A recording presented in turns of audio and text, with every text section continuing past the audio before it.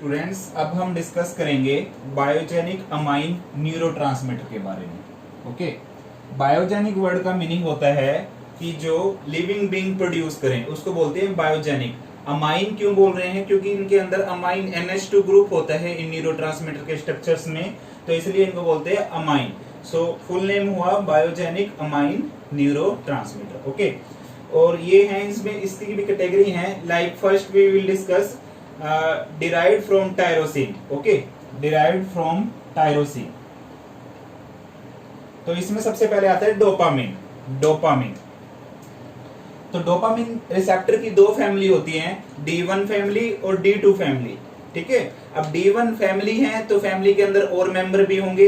तो D1 family में D1 के साथ कौन कौन सा है? D5। इसी तरह D2 फैमिली है तो D2 फैमिली में D2 के साथ है D3 एंड D4। ओके, अब बात करें D1 फैमिली की, ये GPCR है, GPCR। ठीक है, और D2 फैमिली ये भी GPCR है, जी प्रोटीन कपल रिसेप्टर, जिनको मेटाबोट्रोपिक रिसेप्टर भी बोलते हैं, ट्रांस मेम्ब्रेन 7 पास रिसेप्टर भी बोलते हैं और सर्पेंटाइन रिसेप्टर भी बोलते हैं, क्योंकि इनकी शेप स्नेक की तरह होती है। ठीक है, तो D1 फैमिली के अंदर D1 D5 आएंगे और ये G स्टिमुलेटरी हैं। GPCR की सब टाइप होती है, GS, GI, I for inhibitory, GQ, जो IP3 डैक पाथवे फॉलो करते हैं उसको सिंबलाइज करते हैं हम GQ से। ठीक है, तो D1 फैमिली क्या है? स्टिमुलेटरी। स्टिमुलेटरी है तो इसका मतलब साइक्लिक एमपी का लेवल क्या करेंगे? इंक्रीज करेंगे। ठीक है, तो G स्टिमुलेटरी। और D2 फैमिली क्या है? G inhibitory. तो ये क्या करेंगे? साइक्लिक एमपी का लेवल डिक्रीज करेंगे और जो कैल्शियम चैनल है उसको भी, उसकी कंडक्टेंस को भी कम करेंगे और पोटेशियम चैनल की कंडक्टेंस को इंक्रीज करेंगे। क्यों? क्योंकि ये इनिबिटरी हैं। ठीक है, इनिबिटरी रिसेप्टर है D2 फैमिली। तो कहने का मतलब क्या है? ये इनिबिटरी हैं तो सेल के अंदर इलेक्ट्रोनेगेटिविटी को इंक्रीज करेंगे। कैसे? लाइक कैल्शियम की कंडक्टेंस कम कर दी, अब कैल्शियम सेल के अंदर कम जा रहा है, तो कैल्शियम एक इलेक्ट्रोपॉजिटिव एटम है, तो कैल्शियम जब सेल के अंदर जाता तो वो अंदर इलेक्ट्रोपॉजिटिविटी करता। लेकिन अब इसने क्या किया? D2 फैमिली में जो भी रिसेप्टर स्टिमुलेट हो रहा है तो कैल्शियम की कंडक्टेंस कम हो रही है। ठीक है, जिससे सेल के अंदर इलेक्ट्रोनेगेटिविटी इंक्रीज हो रही है। और पोटेशियम की बात करें, पोटेशियम कंडक्टेंस इंक्रीज हो रही है, तो पोटेशियम हमेशा सेल से बाहर जाएगा। तो सेल से बाहर जाएगा तो कोई इलेक्ट्रोपॉजिटिव एटम सेल से बाहर जा रहा है तो सेल के अंदर इलेक्ट्रोनेगेटिविटी इंक्रीज हो रही है। तो दोनों केसेस में सेल की इलेक्ट्रोनेगेटिविटी इंक्रीज होगी। जब भी कोई इनिबिटरी रिसेप्टर होगा सेल की इलेक्ट्रोनेगेटिविटी इंक्रीज होगी। ठीक है, और जब भी कोई सेल स्टिमुलेट होगी तो सेल के अंदर इलेक्ट्रोपॉजिटिविटी इंक्रीज होगी। ये बात आपको ध्यान रखना है। तो सेल की इलेक्ट्रोपॉजिटिविटी कैसे इंक्रीज हो सकती है? लाइक सोडियम आयन अंदर जाए सेल के अंदर, लाइक कैल्शियम आयन सेल के अंदर जाएगा, तब क्या हो रहा है? सेल के अंदर इलेक्ट्रोपॉजिटिविटी इंक्रीज हो रही है, सेल स्टिमुलेट हो रही है। ठीक है, तो ये कंसेप्ट है कि जब स्टिमुलेटरी रिसेप्टर होगा तो कौन से आयन चैनल वर्क करेंगे, जब इनिबिटरी रिसेप्टर होगा तब कौन से आयन चैनल ओपन होंगे या फिर क्लोज होंगे। ओके, तो डोपामिन के बाद आता है नोरएपिनेफ्रिन। नोरएपिनेफ्रिन, ठीक है, तो नोरएपिनेफ्रिन सिंपैथेटिक न्यूरोट्रांसमीटर है। तो इसके रिसेप्टर हैं alpha 1, alpha 2, beta 1, beta 2 and beta 3।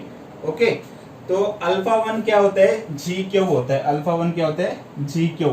GQ मैंने पहले ही बताया था, IP3 डैक के थ्रू वर्क करता है, IP3 डैक और कैल्शियम के थ्रू। ठीक है, अल्फा 2 है प्री सिनेप्टिक रिसेप्टर, और mostly pre synaptic receptor G inhibitory होते हैं, वो इनिबिटरी रिसेप्टर होते हैं। अगेन आई एम रिपीटिंग कि जितने भी मोस्टली प्री सिनेप्टिक रिसेप्टर होंगे वो इनिबिटरी नेचर के होंगे। ठीक है, ऐसा नहीं है कि जो इनिबिटरी नेचर का है वो सारे प्री सिनेप्टिक है, but most of the pre synaptic receptor वो इनिबिटरी नेचर के होते हैं। तो यहाँ पर अल्फा 2 प्री सिनेप्टिक है तो ये कौन से नेचर का होगा? G inhibitory. आगे भी मैं आपको एग्जांपल बताऊंगा जो प्री सिनेप्टिक है और इनिबिटरी नेचर के हैं। तो इसमें साइक्लिक एमपी क्या होगा? डिक्रीज। कैल्शियम और पोटेशियम की कंडक्टेंस क्या होगी?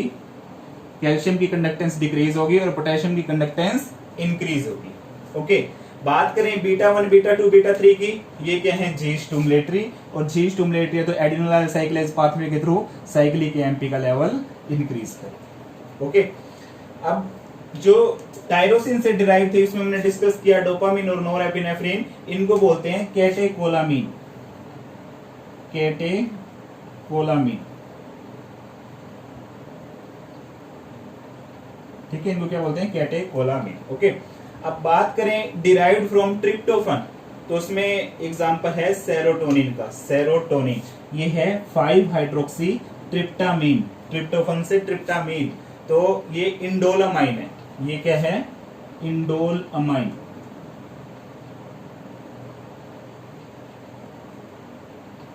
ओके, तो सेरोटोनिन 5 हाइड्रोक्सीट्रिप्टामिन फील गुड न्यूरोट्रांसमीटर है, तो इसके रिसेप्टर होते हैं 5HT1, 5HT2, 5HT3, 5HT4, 5HT5, 5HT6 and 5HT7.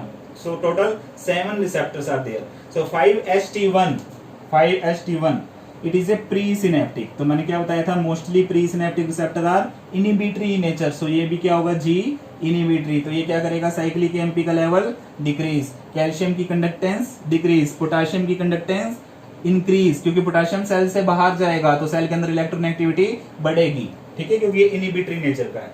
बात करें 5HT2 की, 5HT2 G Q pathway follow करता है, लाइक कौन सा कर रहा था, अल्फा 1, यहाँ पे नोरेपिनेफ्रिन के केस में अल्फा 1 जी क्यू पाथवे, और 5HT2 ये भी जी क्यू, तो ये IP3 डैग कैल्शियम का लेवल इंक्रीज कर देगा सेल में, और ये भी एक टाइप का स्टिमुलेटरी है। बात करें 5HT3 की, 5HT3 क्या है, आइनोट्रोपिक रिसेप्टर, 5HT3 क्या है, आइनोट्रोपिक, बहुत इंपॉर्टेंट एक्सेप्शन है यहाँ, क्योंकि अब तक मैंने जितने भी रिसेप्टर करवाए हैं सारे जी प्रोटीन कपल रिसेप्टर है, लेकिन 5HT3 आइनोट्रोपिक है, फास्टेस्ट एक्टिंग रिसेप्टर, ठीक है, तो आइनोट्रोपिक है तो किसकी कंडक्टेंस इंक्रीज होगी, सोडियम आयन की, सोडियम आयन चैनल ओपन होंगे जिससे सोडियम सेल के अंदर जाएगा और सेल स्टिमुलेट होगी, ठीक है। बात करें 5HT4 से 7, ये सारे के सारे क्या हैं, GS, GPCR स्टिमुलेटरी, तो ये किसका लेवल इंक्रीज करेंगे, साइक्लिक एएमपी, ठीक है। अब बात करें last derived from histidine, derived from histidine, तो इसमें एग्जांपल है हिस्टामिन का, किसका एग्जांपल है, हिस्टामिन, तो हिस्टामिन किसके थ्रू एक्ट करता है, H1, H2 and H3, total 4 receptor होते हैं हिस्टामिन के, H1, H2, H3 and H4। H4 WBC पे प्रेजेंट होता है, कीमोटैक्सिस में इन्वॉल्व होता है, बस आपको इतना याद रखना है, H4 का WBC पे प्रेजेंट होता है और कीमोटैक्सिस में इन्वॉल्व होता है, बट इसके ऊपर कोई ड्रग अवेलेबल नहीं है, तो मेन हम किसको डिस्कस करेंगे, H1, H2 and H3।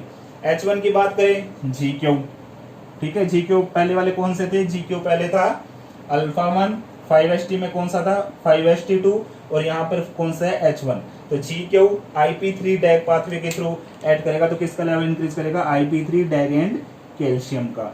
H2 GS, तो साइक्लिक एएमपी का लेवल इंक्रीज करेगा। H3 अगेन प्री सिनेप्टिक, वही कंसेप्ट, प्री सिनेप्टिक मोस्टली क्या होते हैं, इनिबिटरी नेचर के, तो यहाँ पर GI आएगा, तो ये क्या होगा, साइक्लिक एएमपी का लेवल डिक्रीज, कैल्शियम का कंडक्टेंस डिक्रीज और पोटेशियम की कंडक्टेंस इंक्रीज, तो ये था H3 प्री सिनेप्टिक। तो प्री सिनेप्टिक कौन कौन से हैं, alpha 2 is a pre synaptic, बात की जाए सेरोटोनिन में तो 5HT1 प्री सिनेप्टिक, बात की जाए हिस्टामिन में H3 इज प्री सिनेप्टिक, ठीक है। तो प्री सिनेप्टिक आपको यहां मैं लिख रहा हूं कौन कौन से हैं, अल्फा 2, 5HT1 और H3, ये तीनों रिसेप्टर क्या हैं, प्री सिनेप्टिक। और एक एक्सेप्शन याद रखना है कि ये सारे के सारे GPCR है। जब मैंने लास्ट लेक्चर में अमीनो एसिड न्यूरोट्रांसमीटर डिस्कस किए थे, वहां मोस्टली आइनोट्रोपिक थे, क्योंकि अमीनो एसिड न्यूरोट्रांसमीटर CNS के न्यूरोट्रांसमीटर है, मेनली CNS के पार्ट पे एक्ट करते हैं, लाइक ब्रेन और स्पाइनल कॉर्ड, तो CNS में हमको फास्ट एक्शन चाहिए होता है, तो वो सारे क्या थे, आइनोट्रोपिक, उसमें कुछ एक्सेप्शन थे जो GPCR थे। यहाँ मोस्टली कौन से हैं, GPCR, बट एक रिसेप्टर है वो भी सेरोटोनिन में 5HT3, ये क्या है, आइनोट्रोपिक, तो इसका एक्सेप्शन आपको जरूर याद रखना है, क्योंकि कई बार क्वेश्चन में एग्जाम में इसके ऊपर क्वेश्चन आता है। ओके, तो ये था बायोजेनिक अमाइन न्यूरोट्रांसमीटर के बारे में। ठीक है, थैंक यू।